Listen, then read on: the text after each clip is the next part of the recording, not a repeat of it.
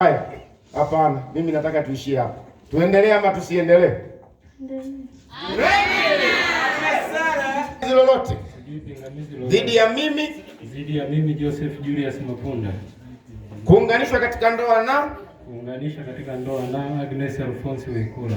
Haya, mpenzi harusi, kwamba sijui pingamizi lolote dhidi ya mimi Agnes Alphonse Wekula kuunganishwa katika ndoa na Joseph Julius Mapunda. Haya, ndio, na kuishi naye katika hali takatifu ya ndoa, ndio, kama ilivyoamriwa na Mungu. Ndio. Je, utampenda? Ndio. Na kumfariji? Ndio. Na kumheshimu? Ndio. Na kumtunza? Ndio. Katika ugonjwa? Ndio. Na katika afya? Ndio. Na kuacha wengine wote? Ndio. Ukidumu na yeye tu? Ndio. Siku zote mtakazoishi? Ndio. Je, unamkubali mwanaume huyu kuwa mume wako aliyekuwa kihalali? Ndio.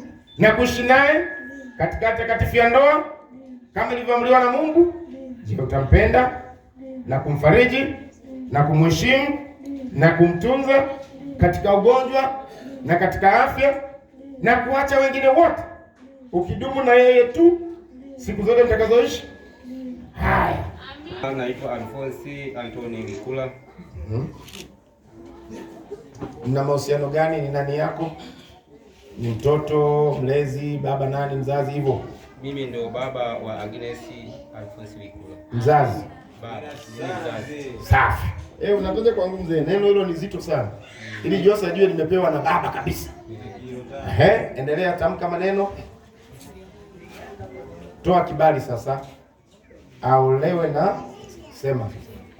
Agnes Wekula uolewe na Joseph Mapunda. Amina. Sogeleaneni tena. Wana 75% ni mume na mke, ila bado mpaka mimi nitamka. Haya, tumalizie sasa. Mike isogee karibu. Mike. Joseph, tunaanza.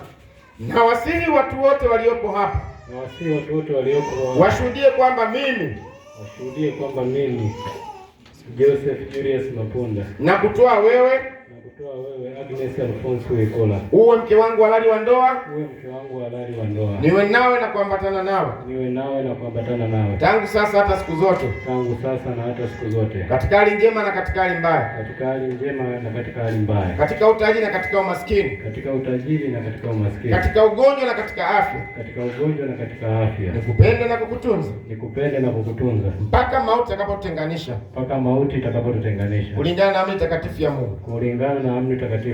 Na katika mambo hayo nakupa ahadi yangu.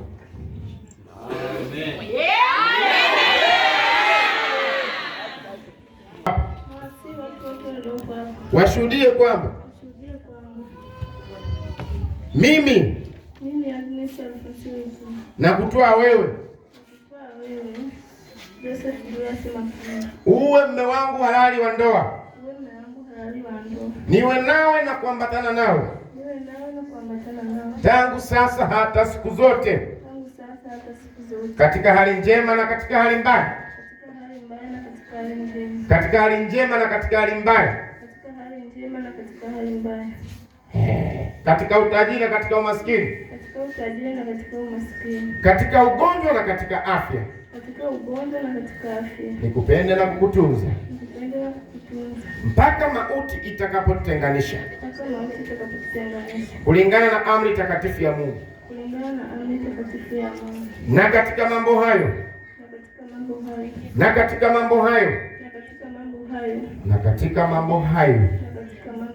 nakupa ahadi yangu.